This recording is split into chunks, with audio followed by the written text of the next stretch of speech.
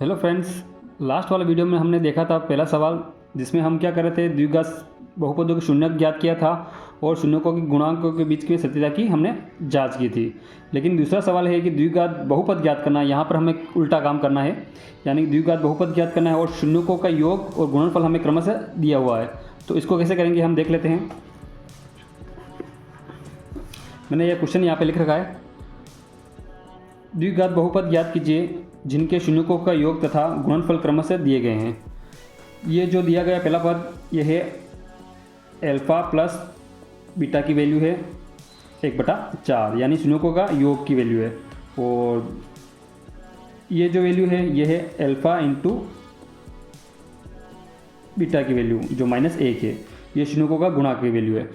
इसको हमने कैसे सोल्व करना, द्विघात बहुपद, सिर्फ हमें बहुपद निकालना है तो इसका सीधा सा एक फॉर्मूला होता है, वो आपको याद रखना होता है।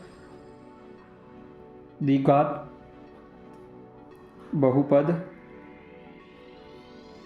का सूत्र, ये सूत्र आपको याद रखना है, जिससे हम आसानी से एक लाइन में इसका आंसर निकाल सकते हैं।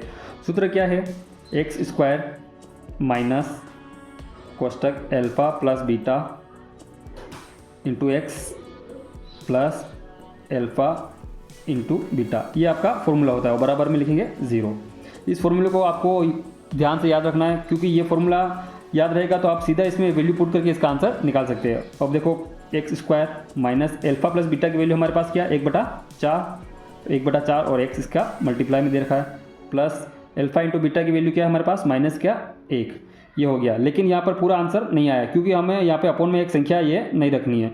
हमें यहाँ 4 से यहाँ से हटाने के लिए हमें पूरे समीकरण में क्या करने का, 4 का गुणा करना पड़ेगा। तो यहाँ लिखेंगे समीकरण में 4 का गुणा करने पर, सबके साथ 4 का मल्टीप्लाई करेंगे तो 4 into x² minus 1/4 x into 4, यहाँ पर आएगा -1 इंटू 4 और बराबर में हम यहाँ पर 0 था ना, यहाँ पर भी हम क्या करेंगे 0 के साथ 4 का मल्टीप्लाई, पूरे समीकरण में 4 का मल्टीप्लाई कर दिया।